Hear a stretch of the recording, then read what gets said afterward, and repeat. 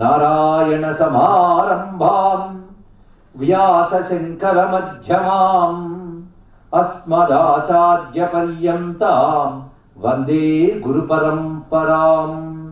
నారాయణం నమస్కృత్య నరం చైవ నరోత్తమం దేవీం సరస్వతీం వ్యాసం తతో జయముదీరయేత్.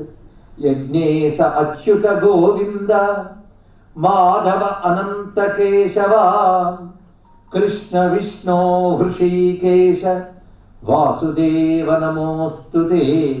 శ్రీ వాసుదేవ నమోస్తుతే.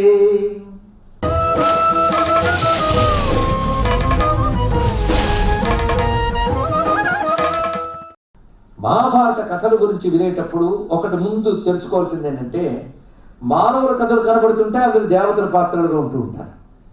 ఇది మహాభారతంలో ఒక ఆశ్చర్యకరమైన అంశం. దానితో చాలామంది ఇది ఫిక్షన్ అండి అంటాడు. ఇది ఒక అభిప్రాయం. ఎందుకంటే దేవతలు వచ్చి మానవులతో కలిసి మాట్లాడుతూ ఉంటారు, నాగజాతులు వస్తూ ఉంటారు, సిద్ధులు వస్తారు, చారణులు వస్తారు, గంధర్వులు వస్తారు, యక్షులు వస్తారు. అంతేకాదు ఇంద్రాది దేవతలు వస్తూ ఉంటారు ఈ పాత్రలు. మహాభారతంలో చెప్పిన కథల్లోనే కాదు, మహాభారతం ప్రధాన కథలు కూడా వస్తారు. మధ్య మధ్యలో నారదుల వారు వచ్చి కబుర్లు అడ్డం కనబడుతూ ఉంటుంది. ఇంద్రుడు వచ్చి అర్జునుడితో మాట్లాడతాడు, సూర్య భగవానుడు వచ్చి మాట్లాడతాడు. ఇలా మధ్య మధ్యలో దేవతలు వచ్చి మాట్లాడుతూ ఉంటుంది. ప్రధాన కథలో ఉంటూ ఉంటుంది. ఉపాఖ్యానాలు కూడా దేవతల పాత్రలుగా, దేవత ఇన్వాల్వ్మెంట్ ప్రతి చోట్ల కనబడుతుంది. మనం ఎప్పుడైనా జీవితంలో చూసేమండి ఆ ఘట్టం. మనుషులు కొమ్మక్కి కొట్టుకు తోపుతూ జీవితం బ్రతకడమే కానీ దేవతలు రావడం, ఇన్వాల్వ్ అవ్వడం, కబుర్లాడడం ఇవేవి మనకు తెలియవు. కాబట్టి అది ఈ కథ అంతా కల్పితము అని కొందరు అనడం ఉన్నది. కానీ అది ఏ యుగంలో కూడా ఆలోచించాలి. దేవతలు మానవులు కలిసి కాలం గడపడం అనేటువంటిది ద్వాపర యుగాంతం వరకు ఉంది. ద్వాపర యుగాంతం తర్వాత దేవతలు సంచరిస్తున్న చూడలేని అల్పాయుష్కులు, అల్పశక్తులైన మానవులు ఉంటారు కలియుగంలో. కనుక వాళ్ళకి దేవతలతో అనుబంధాలు తెలియవు, ఒకవేళ ఉన్నా గుర్తించలేరు. ఇది కలియుగ మానవుల లక్షణం. మనం ఉన్నది ఏ యుగంలో? కలియుగం కదా. కనుక మనకు అవి తెలియదు. మనకు అవి తెలియదు కదా అనేసి లేవు అనకూడదు. అలాగే ఇందులో కొన్ని విషయాలు, కొన్ని రకాల విమానాలు, కొన్ని రకాల యుద్ధాలు చేసేప్పుడు అస్త్రాలు, శస్త్రాలు, వాటి ప్రభావాలు ఇవన్నీ కూడా వర్ణింపబడ్డాయి. తర్వాత పాశ్చాత్యులు మహాభారతం చదివిన తర్వాత వాళ్ళు ఏం చేశారంటే, ఇలాంటి వాటిని కొన్ని వైజ్ఞానిక అంశములతో పోల్చవచ్చు అని చెప్పే, ఓహో ఇలాంటివి కూడా జరిగి ఉండవచ్చు అన్నమాట అనుకుంటుంటాం. మనం ఒకటి ఊహించుకుందాం. ఇప్పుడు టెక్నాలజీ బాగా డెవలప్ అయింది, సైంటిఫిక్ డెవలప్మెంట్ రోజు రోజుకి పెరుగుతుంది.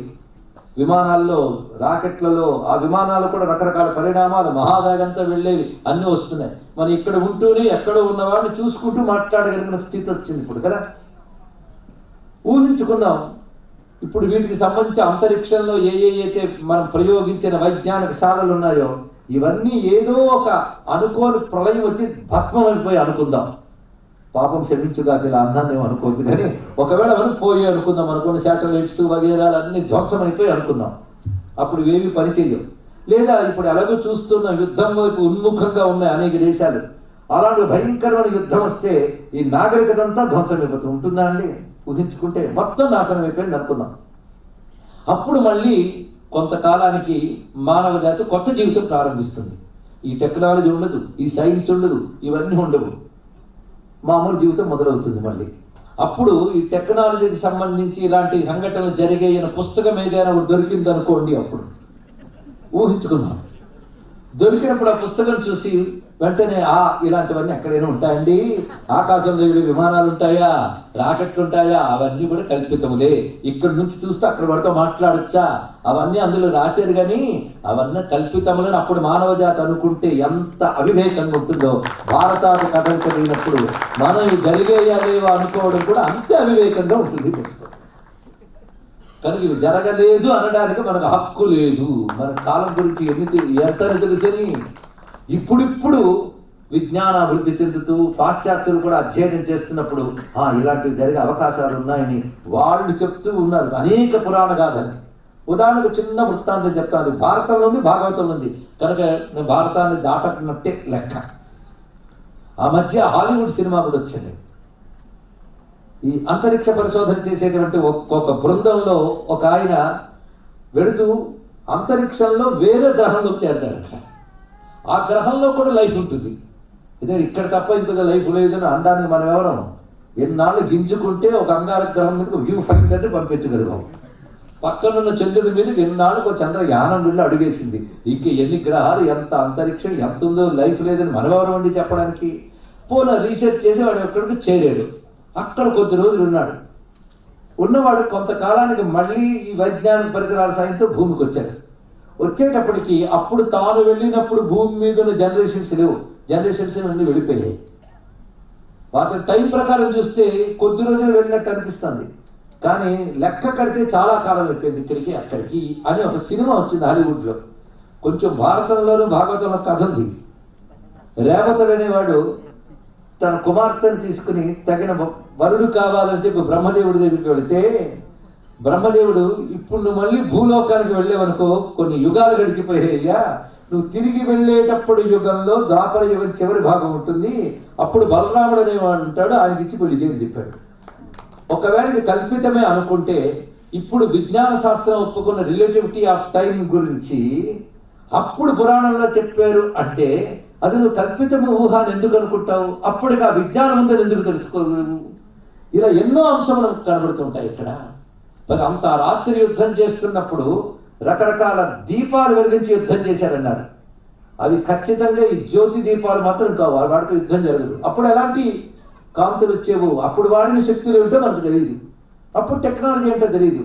కనుక ఇప్పుడు చెప్పబోయే కథల్లో ఇలాంటివి అసాధ్యము అనుకోకూడదని ఈ విషయాన్ని చెప్పడం జరుగుతుంది. ఇక్కడ తార్కికంగా ఆలోచించాలి, హేతుబద్ధంగా ఆలోచిస్తే సనాతన ధర్మంలో ఏ కథ కూడా మన నిరాశపరచదు, సరికదా జీవితానికి అద్భుతమైన సందేశాన్ని ఇస్తుంది. ఇక్కడ ఇలాంటి విషయాలు చెప్తూ ఉంటే భారతం గురించి చెప్పాలంటే, భారతం చదివినవాడు ఒక్క మాట అంటాడు, అమ్మో దానిలో విషయాలు చెప్పడం సామాన్యమైన అంశం కాదండి అని.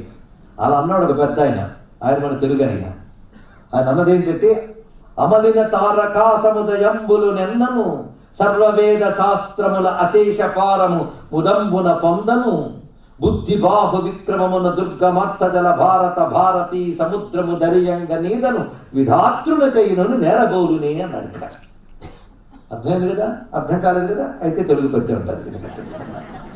ఏం చెప్తున్నారు ఇక్కడ? ఆకాశంలో నక్షత్రాలు లెక్క పెట్టడం కష్టం, సర్వశాస్త్రముల సారం తెలియడం మహా కష్టం. అదేవిధంగా మహాసముద్రాన్ని ఈది అందులో రత్నాన్ని గ్రహించడం కూడా కష్టమే అని చెప్పడం అర్థం ఏంటంటే లెక్కలేని ఉన్నాయని చెప్పడం దాని యొక్క ఉద్దేశం. అటువంటి మహాభారతానికి మరొక పేరు ఉంది, చాలామందికి తెలిసినది పంచమ వేదం. ఆ పేరు ఊరికనే పెట్టారండి, 4 వేదాలన్నీ కలిసిపోయి ఉన్నది కనుక ఇది పంచమ వేదమే. పైగా మా తిక్కన గారు గొప్ప మాట రాశారు భారతం గురించి, లక్ష్యం పైన ఆమ్నాయమున్ అన్నారు. ఇక్కడ అద్భుతమైన మాట అండి. ఇక్కడ అంటే వేదం రాయకూడదు, ఇప్పుడంటే పుస్తకాలు డిజిటల్లో భద్రపరచడాలు వగేరా వచ్చాయి, కానీ వేదం శృతి శ్రవణంగా వస్తూ వచ్చింది. ఇక్కడ ఆ స్వరాన్ని ఏం రాస్తారండి మీరు? ఇక్కడ మహర్షులకు తపస్సులో వినబడ్డ శబ్దం వాళ్ళ శిష్యుల ద్వారా పరంపరగా మనకు అందిస్తూ వచ్చారు. కనుక వేదం ఎవరు రాయరు, కావ్యాలు రాసుకుంటారు కానీ వ్రాయదగ్గ వేదం ఏదైనా ఉందా అంటే భారతం ఉన్నారు. ఇక్కడ అది వ్రాయదగ్గ వేదం, లక్ష్యం పైన ఆమ్నాయము అని చెప్పారు ఇక్కడ. అటువంటి భవ్యమైన ఈ గ్రంథంలో మనం ఉపాఖ్యానాల్లోకి వెళుతూ ఉన్నాం. ఎక్కువగా ఉపోద్ఘాతం పేరుతో అనవసర విషయాలు కావు, కానీ అవసరం లేని విషయాలు జోలికి వెళ్లకుండా కొన్ని ముఖ్య విషయాలు మనం చెప్పుకుంటూ ఉంటే, ప్రధానంగా ధర్మరాజు, పాండవులు వీరు ధర్మానికి కట్టుబడి మాయాద్యూతంలో పరాజితులైనప్పటికీ కూడా నియమంతో ఆధారం చేసుకుని వనవాస దీక్షకు వెళ్ళారు, అంతే కదా. అది మాయాద్యూతం అయినప్పటికీ కూడా అక్కడ జరిగినటువంటి ఆ ద్యూతంలో ఏ షరతులు నియమాలు ఉన్నాయో దాన్ని పాటించారు కనుక. అంతేగాని మీరంతా మాయాద్యూతం ఆడారు కనుక ఇది చెల్లదు అనలేదు, ఆ షరతులు నియమాలను ఒప్పుకున్నారు. రెండవది ఏమిటి అంటే, సమర్థులై ఆ సభలోనే కొట్టగలిగే శక్తి ఉన్నప్పటికీ కూడా భీమసేనుడు, అర్జునుడు ధర్మరాజు మాటతో నిగ్రహాన్ని పొంది ఉన్నారు. ఇవన్నీ మనం గమనించవలసింది. అలాంటి నియమంతో ధర్మం కోసమే వాళ్ళు అరణ్యవాసానికి వెళ్ళారు, ధర్మపాలన చేస్తూ అరణ్యవాసంలో ఉన్నారు. ఆ వెళ్ళేటప్పుడు అనేక రకాల ఉపదేశాలు కనబడుతూ ఉంటాయి మనకి మొదటి నుంచి. ముఖ్యంగా వాళ్ళు బయలుదేరగానే వాళ్ళ వెంట అనేక మంది యాజ్ఞికులు మొదలైన వారు మేము మీతో వస్తామన్నట్టు ధర్మరాజు. అయ్యా మేము అడవులు పాలి దొరికిన కాడికి తింటూ ఏదో బతుకుతుంటాం. మీరందరూ మాతో వస్తూ ఉంటే మీకు కావాల్సినవన్నీ చూసుకోవాల్సిన బాధ్యత నాకు వస్తుంది కదా, అది గృహస్థు బాధ్యత అవుతారు. నేను వానప్రస్థుగా సన్యాసిగా వెళ్ళట్లేదు, గృహస్థుగానే వెళ్తున్నాను. చూడండి ఎంత అద్భుతమైన మాట్లాడుతున్నాడు. నేను గృహస్థ ధర్మాన్ని విడిచిపెట్టి వెళ్ళట్లేదు, గృహస్థుగా వనవాస దీక్షకి వెళ్తున్నాను, కానీ వానప్రస్థుడు కాదు, సన్యాసిని కాదు. సన్యాసికి అయితే అధిక సేవ చేయలేదనే దోషం కాదు, కానీ గృహస్థికి తను ఆశ్రయించిన వారిని జాగ్రత్తగా చూసుకునే బాధ్యత ఉంది. ఉపదేశం వచ్చిందా లేదు చూడండి. ప్రతి మాటలు ముట్టుకుంటే ధర్మం పలుకుతుందండి భారతంలో, అది గొప్ప విషయం. పట్టుకుంటే ధర్మం, ముట్టుకుంటే ధర్మం, అది భారతం అంటే. ఎక్కడికెక్కడ ప్రతి మాటలో ప్రతి కదలికలో కనబడుతుంది. ఇక్కడ గృహస్థ ధర్మాన్ని బోధించాడు. అలా మీరందరూ వస్తే మిమ్మల్ని అందరినీ చక్కగా చూసుకోవాలి. నాకు ఇప్పుడు రాజ్యమే లేదు, సంపద లేదు, అడవులు పాలి ఉన్నాను. మేము నియమానికి కట్టుబడ్డాం కనుక దొరికిన కందమూలాలు ఏదో తిని మా బతుకులు మేము బతుకుతాం, మీరు తిరిగి వచ్చే వరకు ఇక్కడే ఉండండి అని చెప్తే, మిమ్ము ఇబ్బంది పెట్టకుండా మీ క్షేమం కోసం మేము యజ్ఞయాగాది కట్టుబడి చేస్తూ మీకు మనోధైర్యం చేస్తూ మా ఆహారం మేము చూసుకుంటూ ఉంటాం, కానీ మీకు ఇబ్బంది పెట్టమన్నారు. వాడు చూడండి ఎంత గొప్ప సంస్కారం. అందుకే అతిథి సేవ గృహస్థ ధర్మమోయి అని అతిథి అనకూడదు, గృహస్థ అనుకోవాలి తెలుసుకుంటాడు. చిత్రం ఏంటంటే చేయవలసిన వాడు అనుకోడు, వాడు వచ్చి చెప్తుంటాడు నాకు. ఇక్కడ కలియుగంలో అందరికీ ధర్మాలు తెలుస్తా, ఏది ఇతరులకు చెప్పడానికి. అదే తేడా. కలియుగంలో ధర్మాలు చెప్పేటంటే ఏ యుగంలో చెప్పలేరు. ఆ యూట్యూబ్ ముట్టుకుంటే చాలు అందరూ ధర్మాలే, ప్రతివాడు చెప్తూనే ఉంటారు ధర్మాల బట్టి. మనం వింటూ ఉంటాం కాలక్షేపం కోసం. అదొకటి వచ్చింది, అందరికీ తెలుసు, ఎప్పుడు చెప్తూ ఉంటాం ఇతరులకి, అది ఒకటి.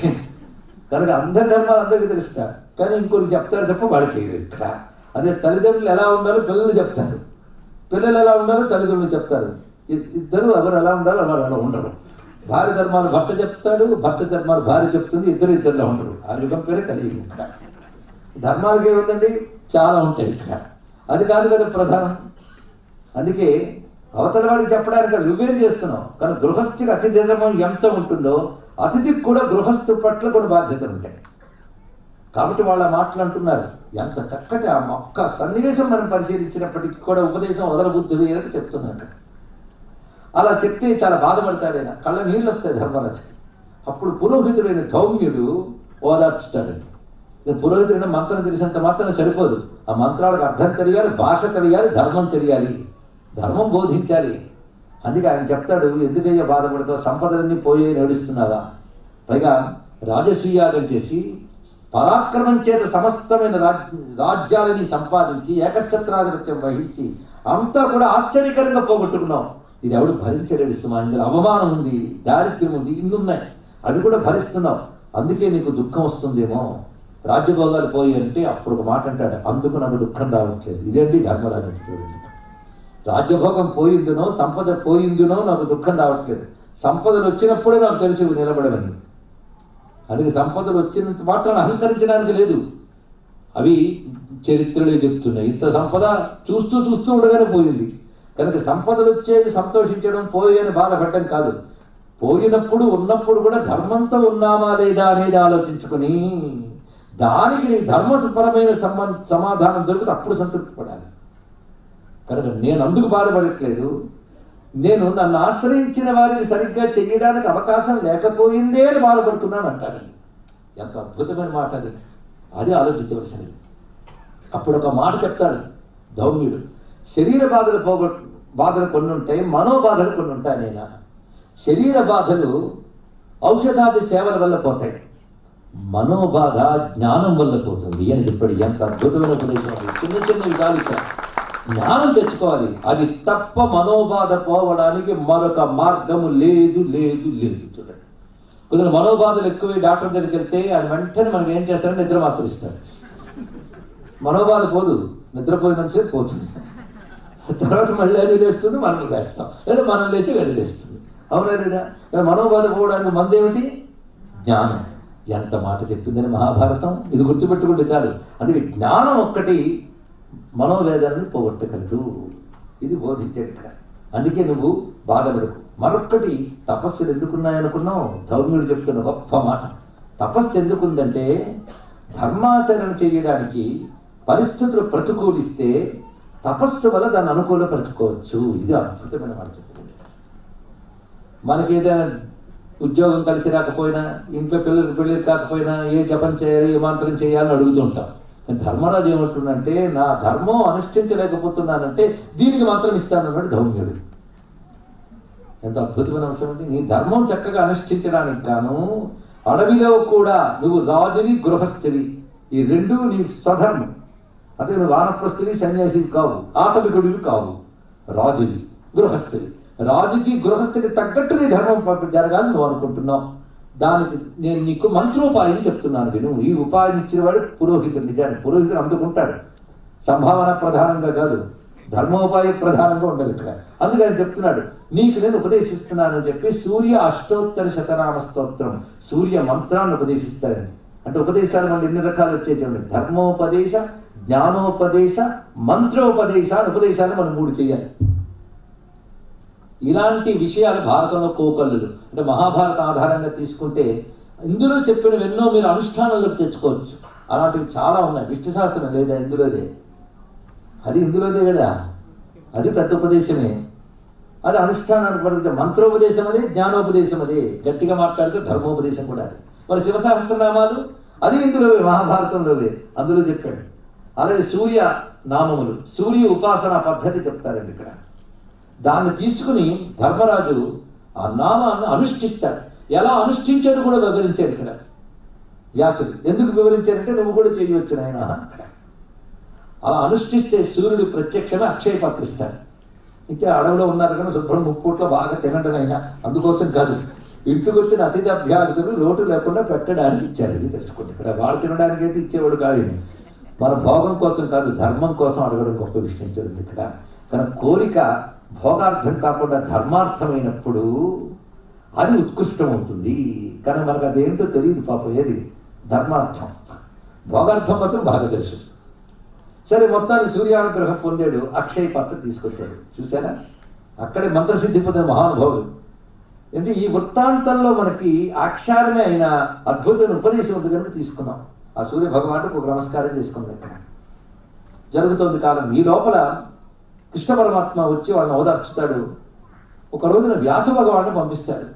పంపించి ప్రతిస్మృతి యొక్క విద్యని వ్యాసుని ద్వారా ధర్మరాజుకు ఉపదేశం చేయిస్తాడు. ఇది ఒక మంత్ర విద్య.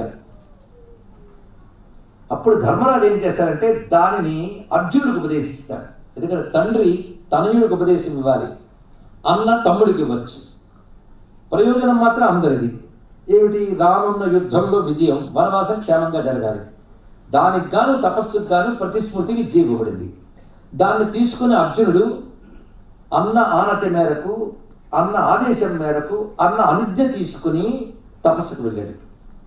ఆ తపస్సులో పరమేశ్వరుడు ప్రత్యక్షం అవడం, కిరాతమూర్తిగా రావడం ఇత్యాది వృత్తాంతాలు జరిగాయి. శివానుగ్రహం చేత అర్జునుడికి దివ్యత్వం వచ్చింది. ఆ దివ్యత్వంతో ఆయన దేవలోకానికి వెళ్ళగలిగాడు. ఆ దేవలోకానికి వెళ్ళినప్పుడు ఇంద్రుడికి ఆయన సహాయంగా కొంతకాలం అప్పుడు ఉన్నాడు. అప్పుడు నివాత కవచులు మొదలైన రాక్షసుల్ని ఇంద్రుడు జయించలేని రాక్షసుల్ని అర్జునుడు జయించాడు. అది అర్జునుడు.